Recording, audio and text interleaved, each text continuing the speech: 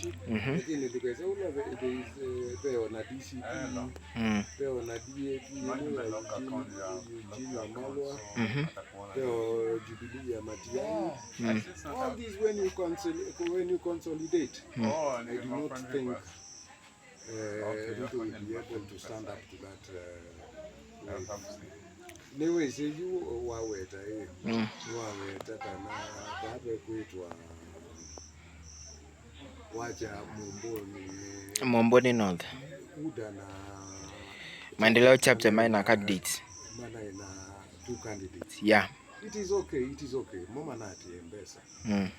Na ona waiputia together ona makeza manazi ndiye makeza ina more than who are Kalonzo.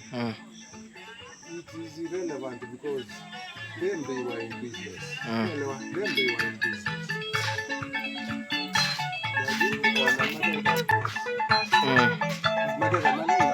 In the future, we don't be I don't know, we have I don't know how many thousands of MCAs. Are they May 1450? 1450 yeah. MCAs. Pesa ya kuzungusha Kenya itatoka wapi? Na unataka kutumia president, unataka kutumia government. They were doing business. Pale panaitwa Mumboni. They were in business. They were in business. Yani kura zilikuwa zinanunuliwa. It will not happen in 1450 wards for MCAs. So there is a great likelihood. Anyway, Sioni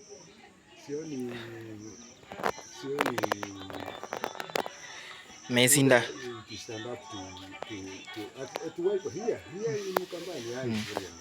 Ndoko na mindo UDA ilikwata ivela mbewa landatu katika kaunti zisu ititero. Ivela gani? MPs. Tatu? Yeah. I think you are getting those are wild imaginations. Tatu? Right now mesiana. Sai UDA ogamba nimena ivela peka waya. Nimrod mbai. Ni kwa tiano watasu naende wese Caleb wa Masako town. None giara nona thamia enda UDA na mwengi motuse makuene. Mind ya UDA kwa Maendeleo chapter. My under the Azimio function. Campaign way Kalonzo, so it's irrelevant. In fact, this is going to be a one-term MP. Ando kuona kana mbeza no chini influence ya 2027. Nondo waisia katika finance, yani waisia katika finance structure ya opposition. Yema the ni financial structure ya nini ya the government.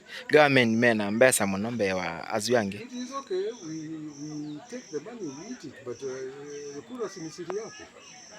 Nambani uko na katika kondo lako ungo naanza kuanita. Nono ni mbeza ni na influence ya lot. Juzi ya mbere na ilikuwa mbere na wapi pengine. Na kuja Western mbe wengi na ya beta wa hii. Mbere na Malava constituency. Yeah. Pesa influence. Ndio nimesema those were only 2 constituencies. Yeah? Kenya I think has got 290 constituencies. Yeah. So 292 constituencies you can influence it, guys. But where do you get money to influence 290 constituencies?